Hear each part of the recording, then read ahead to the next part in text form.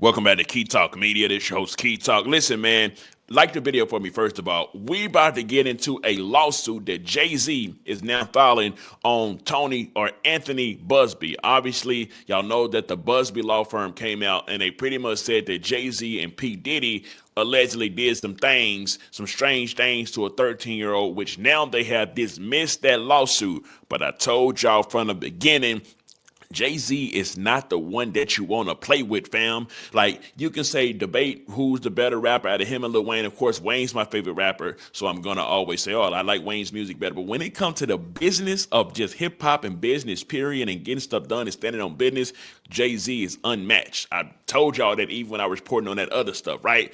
And he been cooking this lawyer the whole time, but now is the final level of cooking for the lawyer. Jay-Z, I think he's about to effectively sue the lawyer that brought those claims against him, and we about to get into the lawsuit right now. It's a lot going on, but we're going to break it down, right? So, it says the Superior Court of State of California, County of Los Angeles, Sean Carter, which of course is Jay-Z, versus the Busby law firm, Anthony G. Busby. Now look at all that stuff we got to get into, right?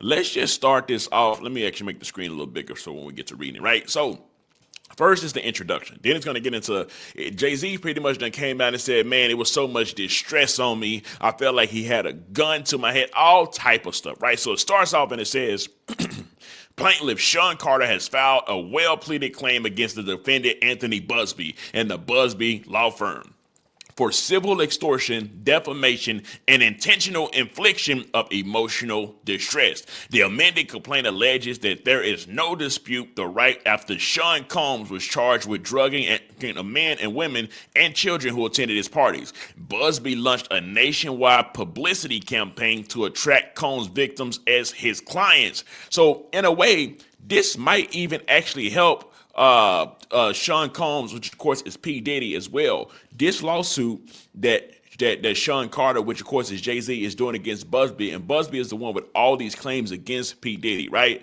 This is actually going to help out Diddy's case as well if Jay-Z can successfully win his lawsuit against Busby, which I think he will. It's Jay-Z, right?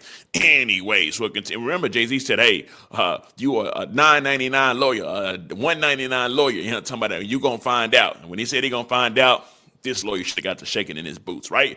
So it continues and it says, Busby claimed that other high-profile entertainers had participated in the criminal acts and threatened to expose and pursue criminal proceedings against them. To that end, Busby sent demand letters to Mr. Carter on behalf of two individuals who claimed Mr. Carter had participated in Combs' criminal enterprise. Busby threatened to publicly pursue Mr. Carter if he did not agree to provide something of substance to compensate his clients. So right off the bat, Busby trying to get that money. You know, talking about there's a money play. You can tell just by that. It says the key issue raised by Busby motion is whether he can wrap himself in California's litigation privilege by claiming that his public and private threats to Mr. Carter were lawful acts in aid of potential litigation. He cannot, where Busby crossed the line, and what sets his case apart from the most pre-litigation threats and the case on which he principally replies on, Mallon versus Singer, is that he not only threatened civil litigation against Mr. Carter if he did not pay his clients, but criminal proceedings and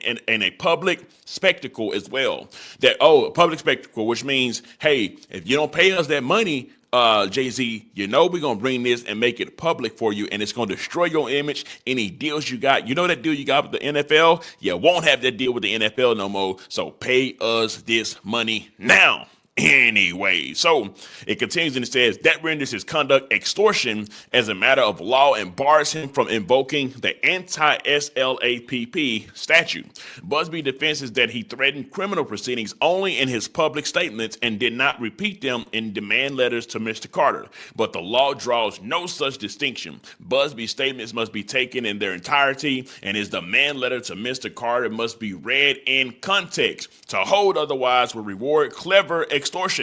As to Mr. Carter's defamation claim, it adamantly concerns matter of First Amendment protected speech.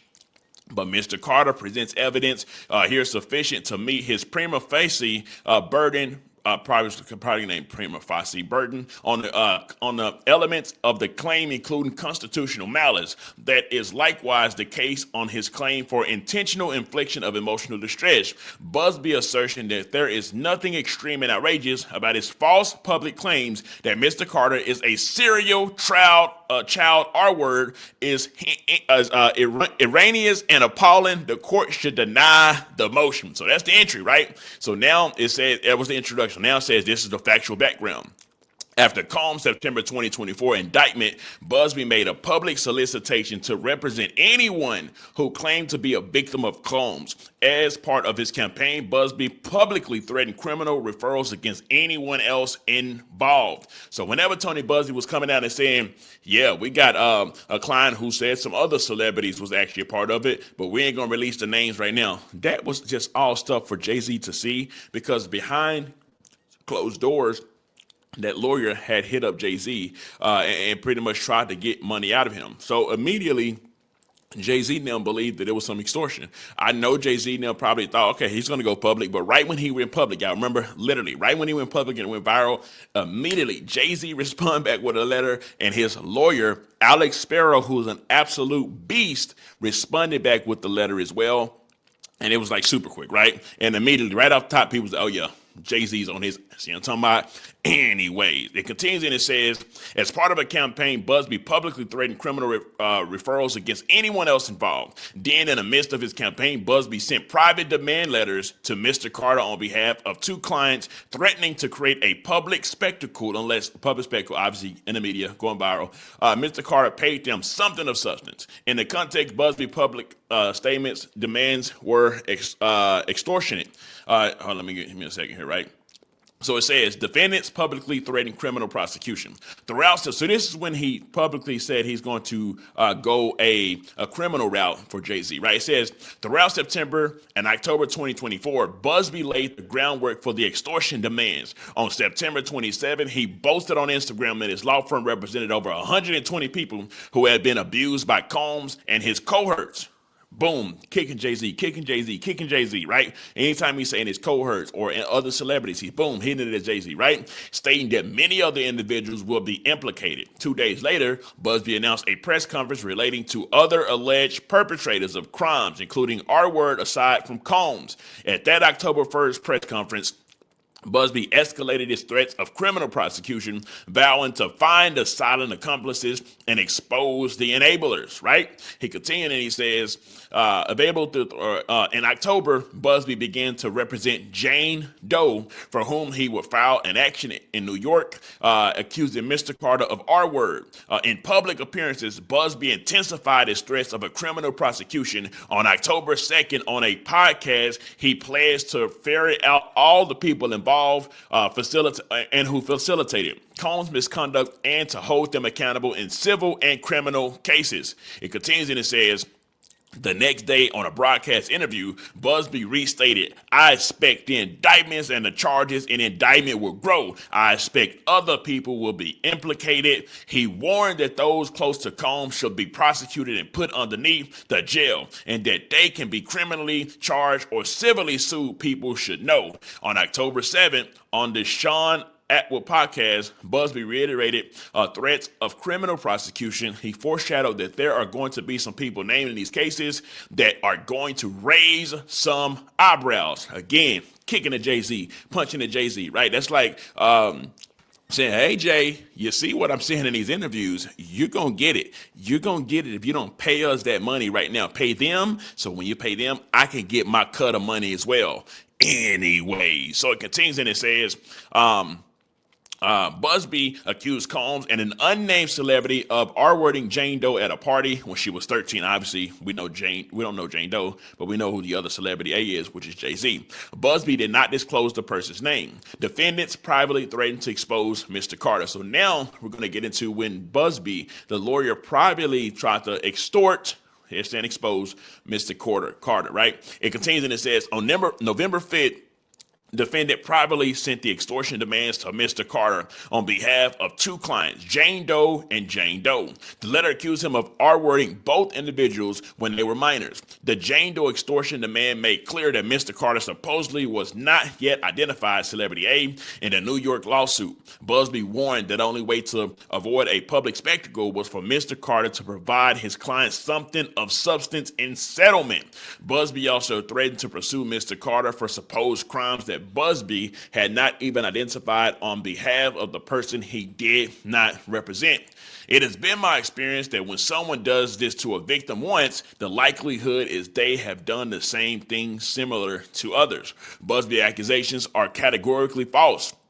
Declaration of Sean Carter, but the extortion demands combined with Busby prior public threats sent a clear message to Mr. Carter: pay up or face criminal charges and public condemnation. The extortion demands came with a 2-week deadline, warning that if Mr. Carter failed to comply, defendants would take a different course.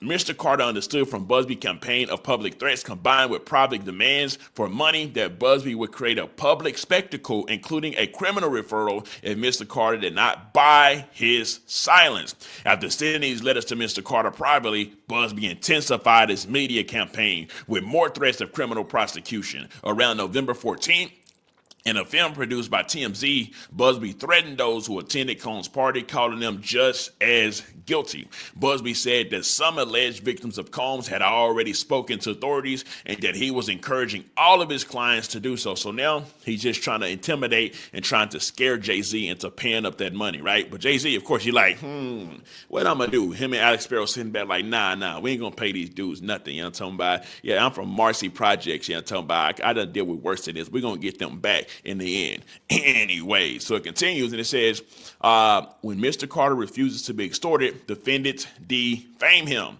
Instead of caving to defendants' extortion, Mr. Carter filed a lawsuit anonymously on November 18th. Busby responded publicly, trying to prior media statements to Mr. Carter. In flurry of social media posts, Busby branded Mr. Carter as a R-word. On November 18th, Busby posted on X that Jane Doe was ex-assaulted survivor. The next day, Busby liked, an X post suggested that Mr. Carter was previously unnamed Celebrity A, who allegedly R-worded Jane Doe. In response to Mr. Carter refusing to bend to extortion, Busby threatened on social media to publish the extortion demands. Since our professional efforts at resolution obviously have failed, we will instead disclose the demand letter. On December 8th, Busby amended the complaint in the New York action to explicitly name Mr. Carter as Celebrity A. So this is when he actually came out and named Jay-Z, and of course it went viral as well. So now it's a media spectacle all around going viral, right? It continues and it says, who supposedly R-worded Jane Doe at a party in New York City in 2000. On December 10th, Busby went even further in a statement to TMZ. Busby said he's not ruling out filing R charges, Mr. Carter, with the New York authorities. It says Busby also said that Jay-Z R-word accuser might take the music mogul's advice and file a criminal complaint against him after slapping him with a civil suit. Just 5 days later, NBC News discredited Jane Doe's story and revealed that Busby had not investigated her.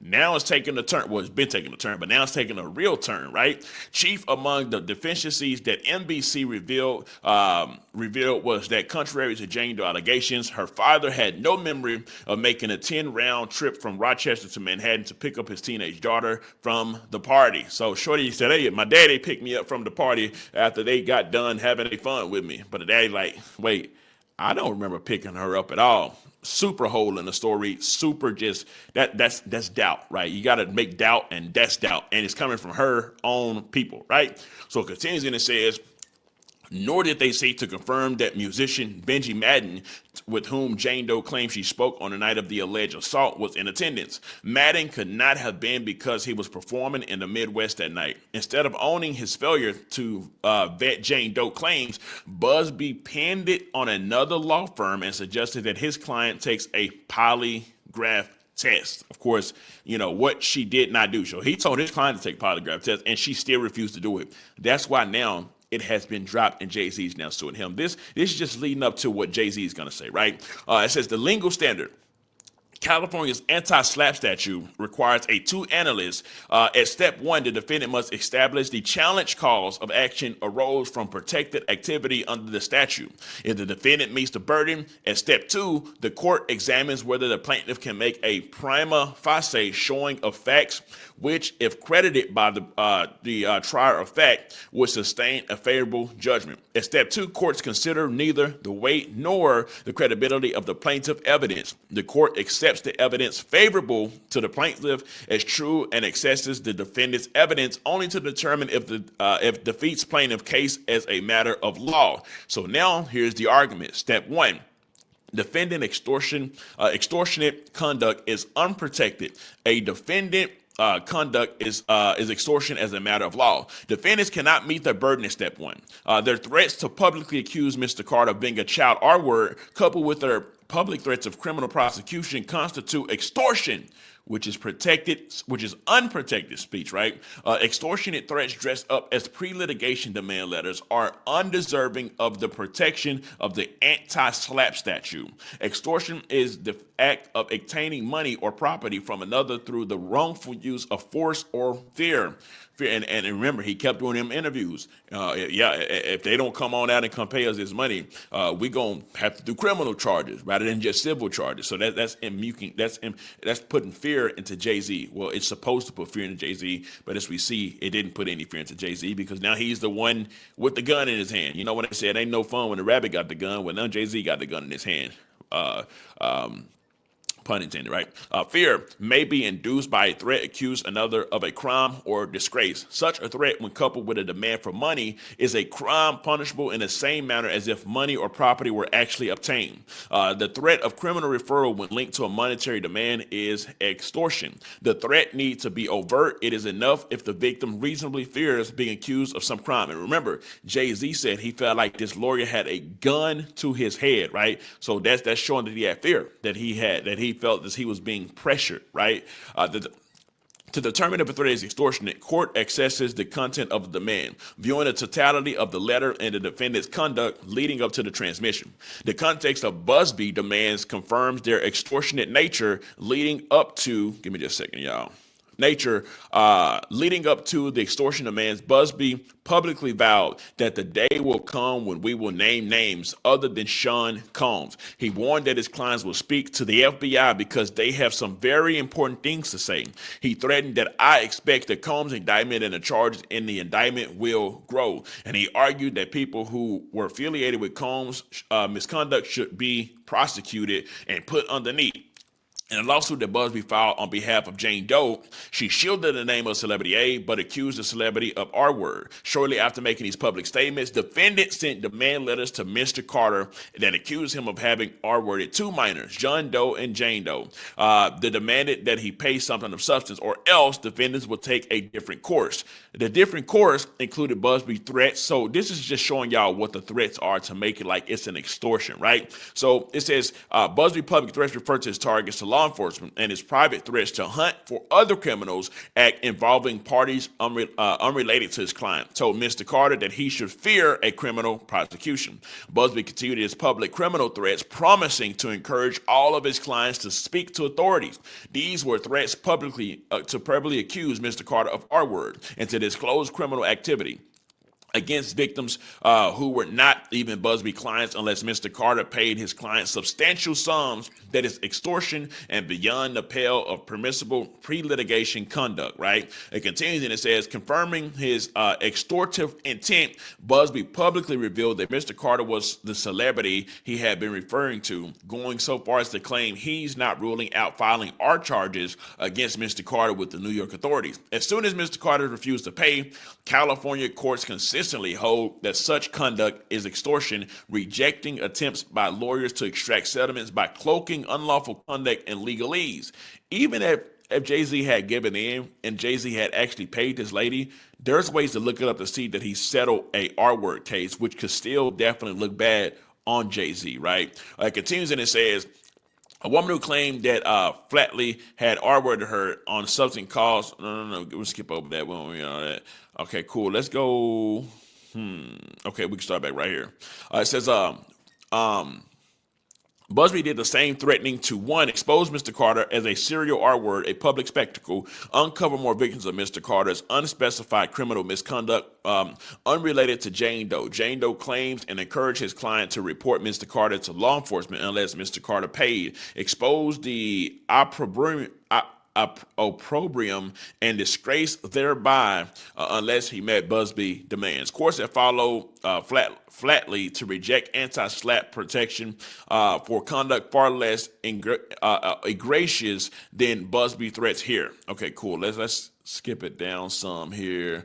Boom, boom, boom. Okay, defendant failed to show that John Doe, the man, is privileged. It says the defendants argued that Mr. Carter's extortion and intentional infliction claims are barred by the litigation privilege. Right. So Busby is saying that that Jay-Z extortion claims is out of bounds. Like, he can't do it because it's barred by something called the litigation privilege, right? It says that argument fails. Courts determine whether a pre-litigation letter is protected under the SLAPP law by assessing whether it is made in good faith, contemplation, imminent litigation, or as a hollow threat of litigation. So the claims that Jay-Z is now bringing up, he's trying to say it's barred by a particular thing, right? It's like it wouldn't work out. But they're saying, no, this is well thought out, and you literally, we have the evidence, we have the proof. You actually did the proof in these interviews that you did of causing fear and extortion, doing extortion tactics to my client, right?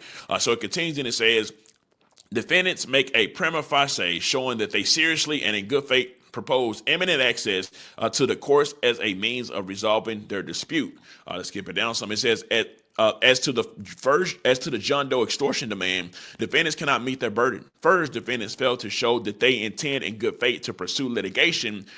Their only evidence is Busby's self-serving declaration. My firm and two of our clients were prepared to assert civil claims against Carter. The letter were sent in serious good faith anticipation of litigation. It says Busby recitation of the good faith standard is not enough. When an attorney relies solely on self-serving declaration that in his own mind at the time he submitted the claims, his mindset was that litigation would be necessary. This is insufficient to establish a prima facie showing. So Busby can't just be like, hey, these are my clients, this is my law firm, and I believe what they're saying, so y'all believe what they're saying. You can't do that, right? You got to have some type of proof, some type of something, right? It can't be just self-serving, right? It says, second, defendant failed to show that they contemplated imminent access to the courts. So let's just skip over this. Let's get to here. Step 2, Mr. Carter would prevail on this merit. If defendants meet their burden in step 1, Mr. Carter must show at step 2 that his claims have minimal merit, right? Okay, so here's what I'm going to do. Mr. Carter would prevail. Okay, so there's some other readings that I actually want to do with y'all. So give me just a second here. Of course, we're not done with this portion. Anyway, so now we're going to get to the part where it pretty much says that the defendants defamed Mr. Carter with actual constitutional malice, which of course Dan is going to get into what Jay-Z is claiming that he lost due to this incident, right? So it says, defendants defamed Mr. Carter with an actual constitutional malice. To show actual malice, Mr. Carter must establish a reasonable probability that he will produce clear and convincing evidence at trial that defendants either knew their statements were false or acted with reckless disregard for the truth, which I think he'll be able to solve that and do that for sure. It says defendants wrongly assert that proving actual malice requires direct evidence. However, actual malice can be proved by circumstances and evidence. If Busby didn't know his statement that Mr. Carter R-worded two people were false, he nonetheless acted in reckless disregard for whether that was true or not. Circumstantial evidence of actual malice can include evidence or motive, failure to adhere to professional standards, right? So let's go ahead and skip it down here some, and this is where Jay-Z is going to pretty much say what he endured. It says, Mr. Carter is entitled to special damages. Defendants claim that their statement do not even mention Carter and that he has not pled special damages is false. Their December 10th statement names Mr. Carter, and though he not to prove special damages to prevail, Mr. Carter can do so by showing that harm that defendants cause to his business and reputation. Mr. Carter views Busby's defamation as a existential threat to his career and to his company, Rock Nation. You don't want to play Rock Nation. I'm telling you that right now. Carter declaration. Busby public statements immediately caused Mr. Carter and Rock Nation to lose contracts in the sports and entertainment space that would have generated approximately $20 million in revenues. Boom. That's one thing he won't. That's one request that Jay-Z and them want. He want that $20 million that they caused him to lose through, the contracts that he lost. So it's actually that he lost contracts. I mean, he actually had the contracts and lost it. I was thinking like maybe he was going to sign the contracts and get those deals, but maybe this talk around that R word and him made him lose it. But it says he had the contracts and he lost it, right? It says they also caused media sources to speculate that Rock Nation would lose contracts with other business, causing one such business to publicly address the impact of the false allegations. And Mr. Carter faces economic harm from the damage to his reputation, lost business partnerships, and a tainted reputation established special damages. Mr. Carter would prevail on his emotional distress claim. Defendants argued that falsely accusing Mr. Carter of R-wording to minors is not outrageous. The appalling assertion is contrary to the law. Conduct is outrageous when it exceeds all bounds and that usually tolerated in a civil community. It says falsely accusing an individual of child station is extreme outrageous conduct. The case's defendants do not hold otherwise. They cite no authority that a false accusation of serial child is anything less than an extreme outrage. So the Tony Busby guys pretty much saying, hey, listen, man, I know what he's trying to say, but hey, man, listen, we did everything by the law, by the books, and there's no way in blue hell that we should have to pay him anything because we went by the books, we went by the laws. So Jay-Z and them is going to have to just prove that they didn't go by the books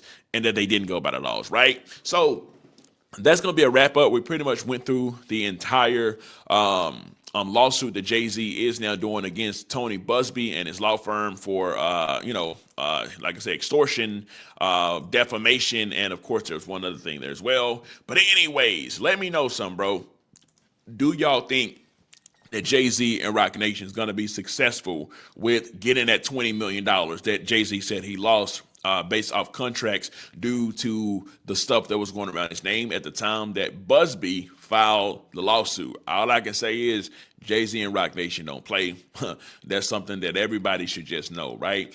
You may not fear him in rapping battles, but you should definitely fear him when it comes to the business because Buddy is connected, protected, and just, talking about ain't nothing to play with when it comes to legal stuff. Anyways, let me know something. Comment down below. Let me know what you think about this entire ordeal. I'm out.